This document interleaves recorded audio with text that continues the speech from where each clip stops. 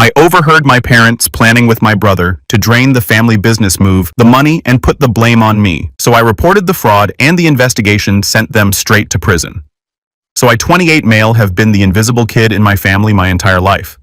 My younger brother Kevin, 25 male, has always been treated like he's God's gift to humanity while I'm basically just the background character nobody gives a crap about. The favoritism in our house is so obvious it would make a sitcom writer blush. I'm not even exaggerating. This is some straight-up golden child versus scapegoat type situation that would make a family therapist write an entire textbook. Let me break this down for you guys. Since I turned 18, I've been expected to contribute to the family business while Kevin just existed. Yeah, you read that right. I worked 60-hour weeks growing Hartwell restorations from a $2 million operation to $15 million, and Kevin showed up maybe twice a year for photo ops. Meanwhile, he got praised for breathing, while I got told my work was adequate. Adequate. I literally tripled the company's revenue, and that's the word they chose. The double standards don't stop there. When I graduated high school with honors while working part-time at the shop, my parents said, "That's nice," and went back to planning Kevin's graduation party, forgetting a 2.4 GPA after 5 years because he failed 2 classes. When I brought in our biggest client ever, the Jacobson Museum contract worth $3 million over 5 years, Dad told Kevin great job on the networking at the next board meeting.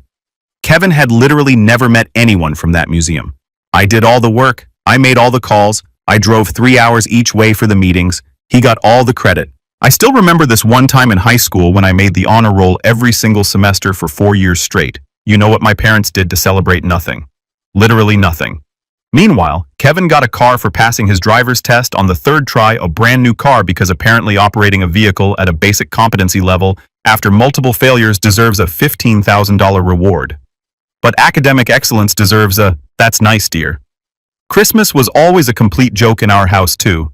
Kevin's pile of presents would be stacked to the ceiling, all the latest gaming systems, best clothes, whatever he'd been whining about for the past 6 months. My pile.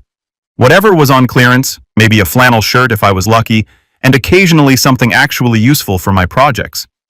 Practical gifts, Mom would say, with this smug look like she deserved a medal for buying me work gloves, while Kevin unwrapped a new laptop. The thing is, Kevin was just as bad as my parents in his own way, entitled selfish smug about his golden child status. He'd rub it in my face constantly. Mom said yes to me, but she'd probably say no to you. He'd smirk when we were kids, or he'd accidentally break my stuff and then act all innocent when I got mad. One time, he took my restored vintage radio, something I'd spent 6 months fixing, and just left it out in the rain. When I got upset, my parents told me I needed to be less materialistic.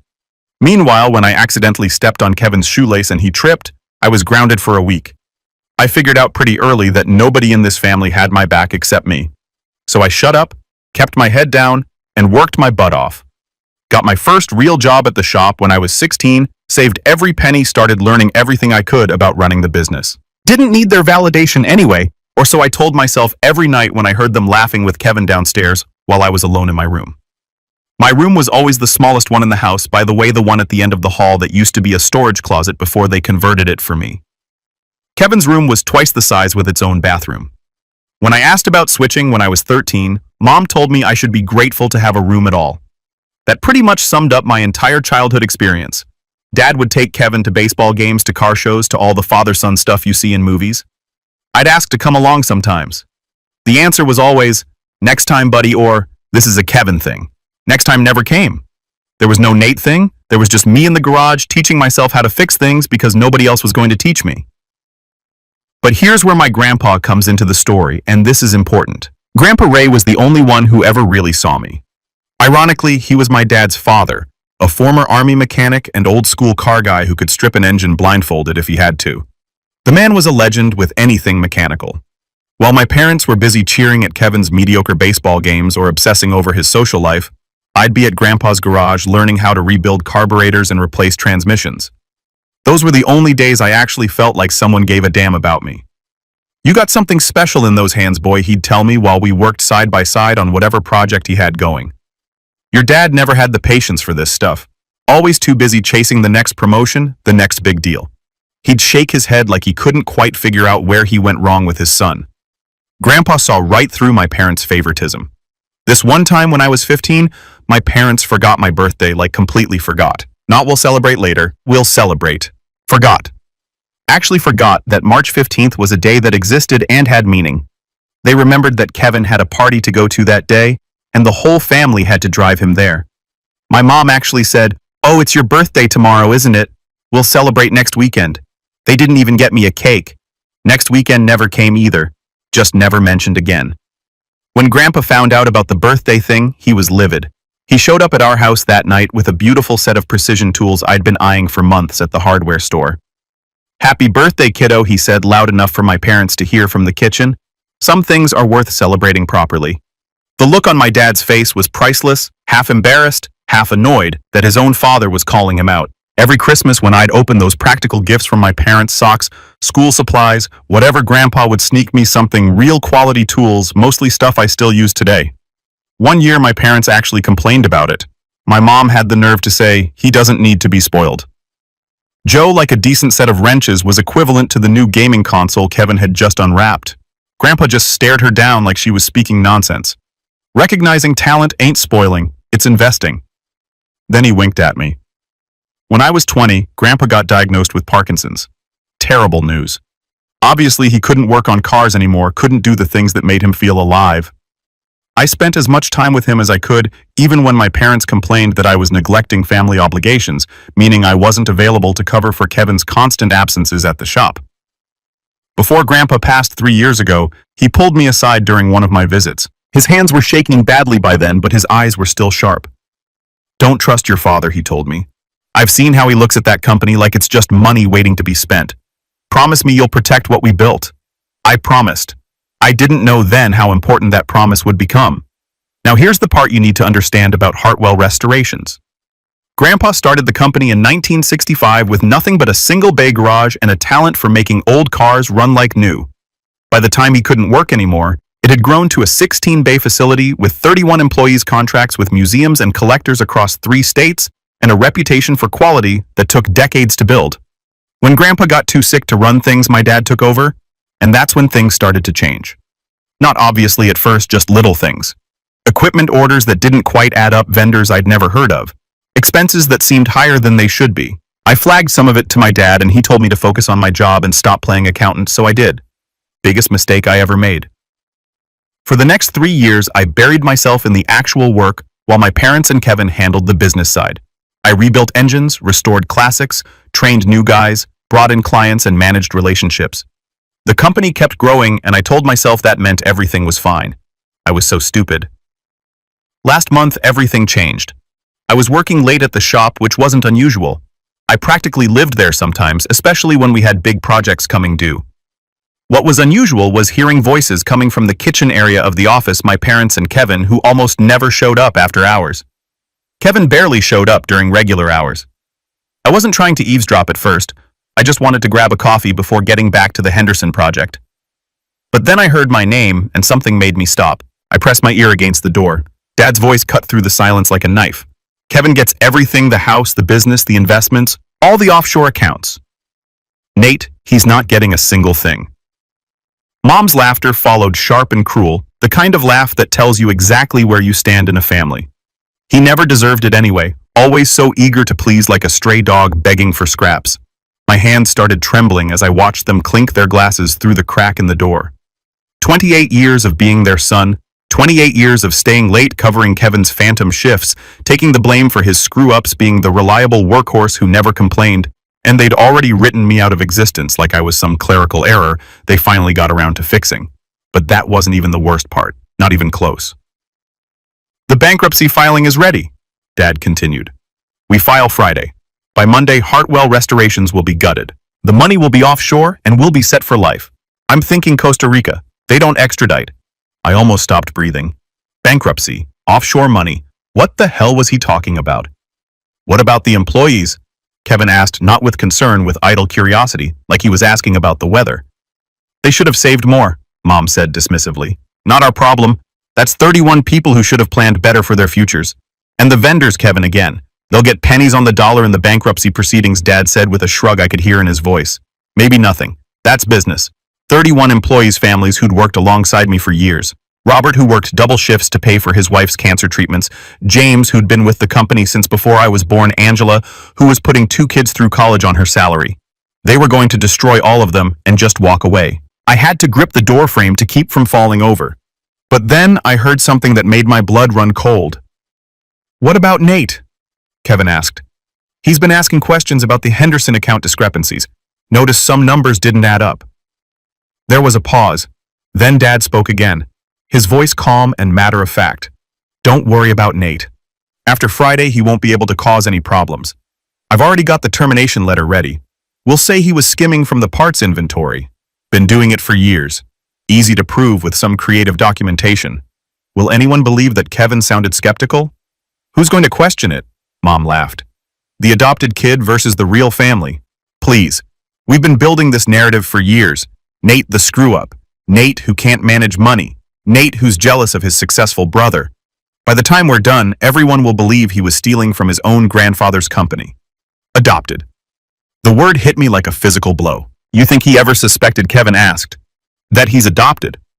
Dad snorted. "Please. The kid's so desperate for our approval he'd believe anything we told him. We've been using him for free labor for a decade. He never questioned why we treat Kevin differently because he's too pathetic to consider the obvious answer." They all laughed, all three of them laughing at me at how stupid I was, at how easily they'd manipulated me for my entire life. I don't remember walking back to my room that night. Don't remember much of anything except lying on my bed staring at the ceiling, feeling like the floor had dropped out from under me. Adopted, they were going to frame me. They were going to destroy 31 families. And they'd been planning it for years. But as the shock wore off, something else took its place. Not sadness, not self-pity, anger, cold, focused anger. They thought I was pathetic. They thought I was stupid. They thought I'd roll over and take whatever they decided to dish out. Same as I'd been doing my whole life. They had no idea who they were dealing with. See, here's what they didn't know. Last month, Dad had knee surgery. Nothing serious, but he needed someone to handle business matters while he recovered. So he gave me power of attorney, full access to every account, every document, every system in the company. And in the chaos of his return to work, nobody had remembered to revoke it. The grandfather clock chimed midnight as I slipped into Dad's study. My hands shook as I pulled open the mahogany drawer where he kept his important documents. What I found confirmed everything I'd overheard, and more. Kevin Hartwell. Kevin Hartwell. Kevin Hartwell. Every document, every deed, every investment account bore my brother's name. The company I'd built with my own hands, Kevin Hartwell sole beneficiary. The house where I'd grown up, Kevin Hartwell future owner. Even the equipment I'd personally selected and maintained was listed as Kevin's property. But the financial records were what really mattered, and they were damning. Over the past 18 months, my parents had been systematically draining Hartwell restorations. I traced every transaction, every shell company, every offshore wire transfer. Ghost employees on payroll. People who didn't exist, drawing salaries that went straight to hidden accounts. Nearly 400,000 in the last year alone. Inflated vendor contracts with kickbacks funneled to companies my dad secretly controlled. Another 2 million equipment purchases that were billed twice, 3 times to different budget categories. The same diagnostic computer supposedly bought 6 times. Fake insurance claims, phantom repairs, client deposits that never made it to the actual accounts, $8 million. They'd stolen $8 million from the company Grandpa built, and they were planning to take the rest before declaring bankruptcy. And tucked behind all those financial documents was a manila folder labeled Confidential 1999. Inside was my adoption certificate. Nathan Hartwell adopted by Richard and Gloria Hartwell. Date of adoption, March 15th, 1999. I was 3 years old when they took me in, and they'd never told me not once in 25 years.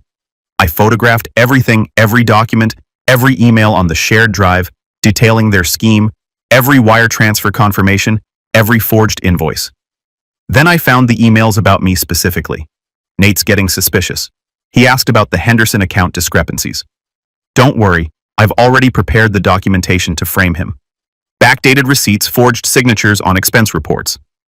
After Friday, Nate will be facing embezzlement charges while we're sipping cocktails on the beach. Perfect. The ungrateful little charity case finally gets what he deserves. Charity case. That's what they thought of me. The son they'd adopted and then spent 25 years resenting for not being their real child. I didn't sleep that night. I had too much to do. The next morning, I called my buddy Joel. We'd been friends since high school, stayed close through the years, even when my family tried to isolate me. He'd become a corporate attorney. Smart guy, good instincts, and most importantly, someone I could trust. I need to meet you, I told him. It's urgent. and bring whatever paperwork you need to set up a protective trust. When I showed Joel everything, the fraud evidence, the bankruptcy plan, the scheme to frame me, the adoption certificate, his face went through about 17 different emotions in 30 seconds. "Nate," he said, slowly setting down the papers, "this is massive. We're talking federal crimes here. Wire fraud, tax evasion, conspiracy. They're looking at serious prison time. I know. Your whole family, your parents, your brother. They could all go to prison for decades. I know that too." He studied my face for a long moment. "What do you want to do?" I looked him straight in the eye. "I want to save the company, protect the employees, and make sure my family faces consequences for what they've done." Joel nodded slowly like he'd expected that answer. "Then we've got about 60 hours before they file that bankruptcy. Let's get to work." Over the next 48 hours, we executed a plan that would have made Grandpa proud. First, we secured the assets. Using my still valid power of attorney, I transferred $12 million, every liquid asset the company had, into a protected trust account specifically structured to benefit creditors and employees. Completely legal. I was acting to protect stakeholders from fraudulent bankruptcy proceedings. That's not just legal. It's a fiduciary responsibility. Joel walked me through every step, made sure every document was properly filed, every transfer properly authorized. We weren't cutting corners. We weren't doing anything shady. We were doing exactly what the law requires when you discover corporate fraud. Second, Joel flagged the suspicious transactions to the FBI's Financial Crimes Division. Not anonymous this time. We went in person, sat down with an agent, and laid out everything I'd found. Turns out they'd already been watching some of my parents' offshore accounts from a separate investigation. My documentation was the missing piece they needed. Third, and this was the part that really mattered to me, we reached out to the senior employees. I met them at a diner 5 miles from the shop neutral territory. James McCready, who'd been with the company 30 years. Angela Torres, who ran our parts department like a general. Dave Kowalski, head of our paint division. Susan Walsh, office manager, who taught me the business side when I was just starting out. And Robert Simmons, our night security guard, who'd let me into the building at 2 in the morning without asking questions. They already knew something was wrong. Turns out they'd been documenting their own suspicions for months. Strange transactions they couldn't explain, equipment that was supposed to arrive but never did, ghost employees they'd never seen. They just didn't know who to trust. When I showed them what I'd found, when I told them about the bankruptcy plan, about the offshore accounts, about the 31 families my parents were planning to destroy, the room went silent. Then James McCready, this grizzled old mechanic who'd known me since I was a teenager, looked me dead in the eye. "Your grandfather hired me when I was 19 years old," he said.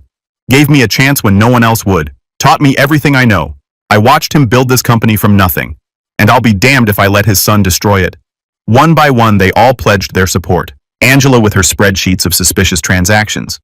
Dave with records of equipment that existed on paper but never in the shop.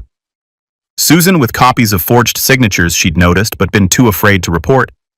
Robert with security footage that showed Kevin removing files late at night. For the first time in my life, I had an army at my back. People who actually cared. People who saw my value when my own parents never could. The explosion came Thursday morning. I was in the break room pretending to read a magazine and nursing my third coffee when Kevin burst through the door. His designer suit was wrinkled, his hair disheveled. The golden boy had clearly had a rough morning. "You." He pointed at me. "What did you do?" I looked up calmly. "Good morning to you too, Kevin." "Coffee? Don't play games with me. The accounts are frozen. The transfers won't go through. Dad's been on the phone with the bank for 2 hours and they keep saying something about a trust protection order. What did you do?" I set down my magazine and took a slow sip of coffee. "Sounds like someone's been managing the company's assets responsibly. You know, the thing you were supposed to be doing all these years while you were actually just showing up for photo ops." His face went purple. "You had no right. Actually, I had power of attorney, full legal authority. And when I noticed some irregularities in the company finances to the tune of about $8 million, I took steps to protect the creditors and employees. You're welcome." That's when my parents appeared in the doorway. Mom's face was pale, her perfect makeup slightly smudged like she'd been crying, or maybe just not sleeping. Dad looked like he was 1 blood pressure point away from a stroke.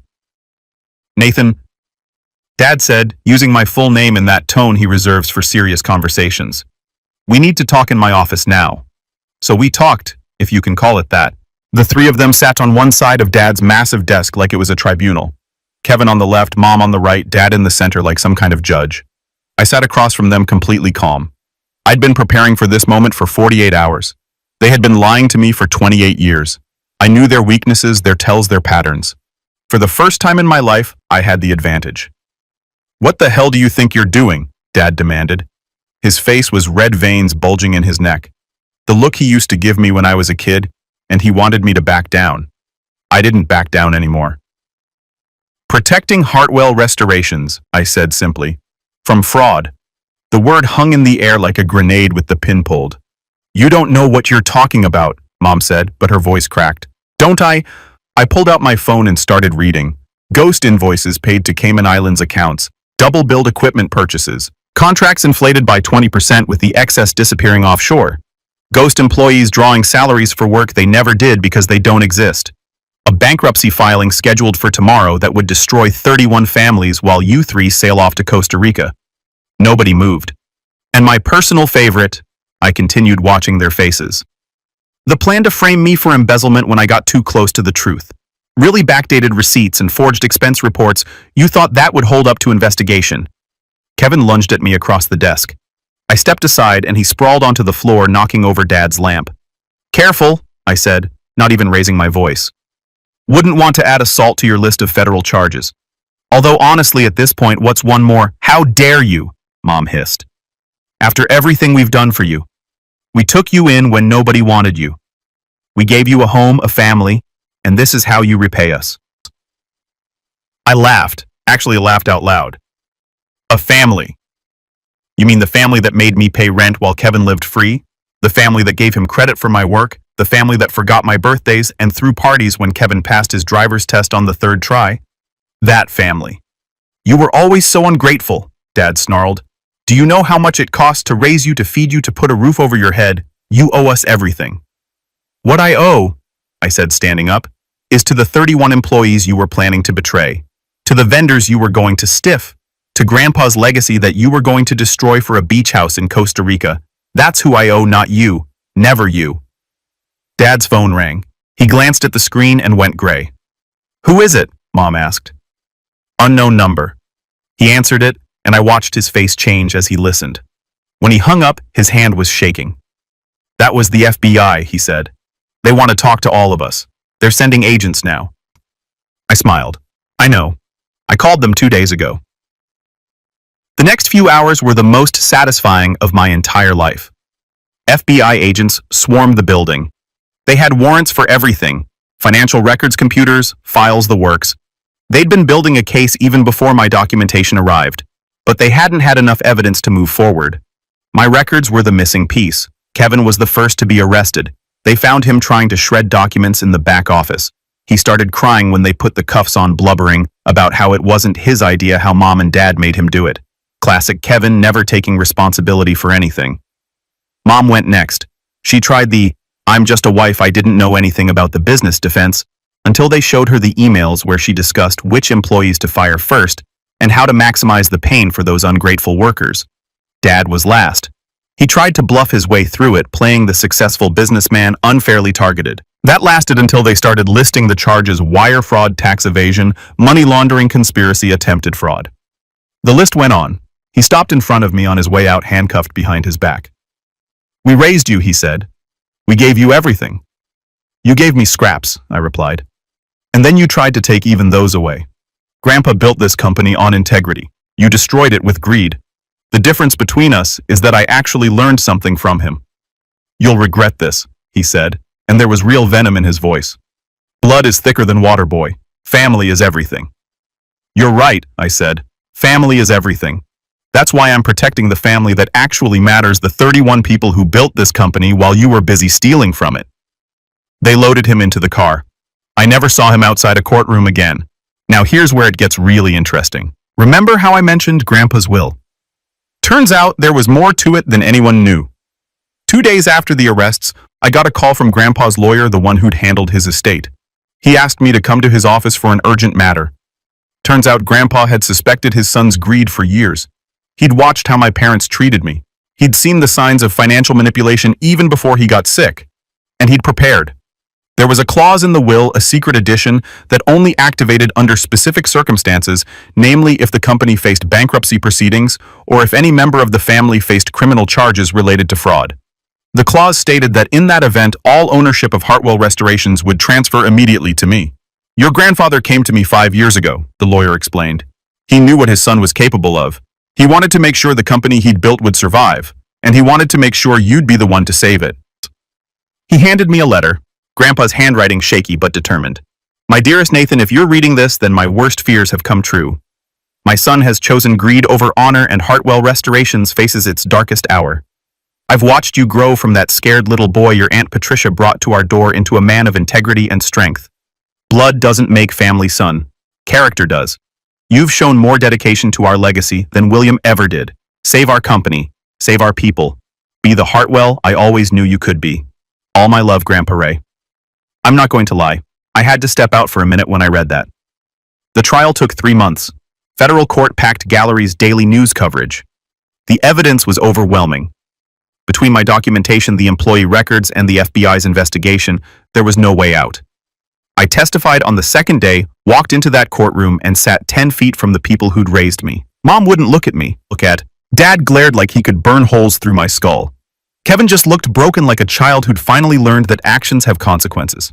I told the jury everything, the fraud I'd discovered, the plan to frame me, the bankruptcy scheme that would have destroyed 31 families, the adoption I'd never known about, and how they'd used it as justification for treating me as less than human for my entire life.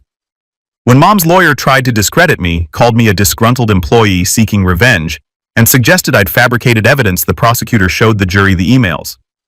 The ungrateful little charity case finally gets what he deserves.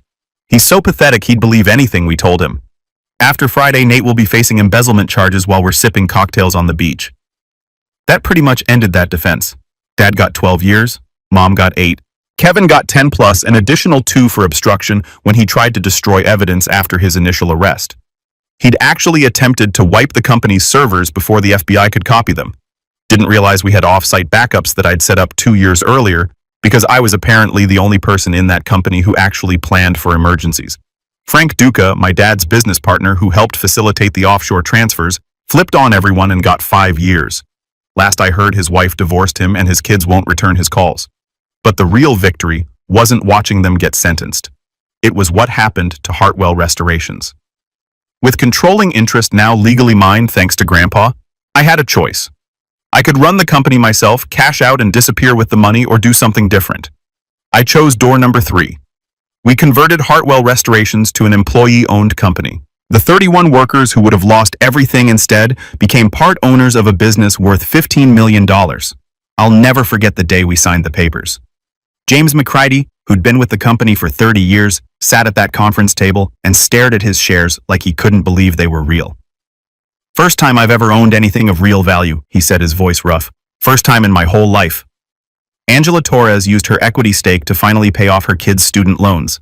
Dave Kowalski took a sabbatical, his first real vacation in 15 years, and came back energized and full of new ideas. Susan Walsh got promoted to CFO because nobody knows the company finances better than she does. And Robert Simmons, the night security guard who let me into the building at 2 in the morning without asking questions, used his shares to finally get his wife the cancer treatment she needed. The treatment that wasn't covered by insurance. The treatment he'd been working double shifts for 3 years trying to afford. His daughter Maria graduated from state last month. Honors degree in accounting. She works in our finance department now, making sure what my parents did can never happen again. As for me, I kept a small ownership stake but stepped back from day-to-day operations. The company's in good hands with people who actually care about it, people who earned their positions through hard work, not nepotism. I used part of my share to find my biological family.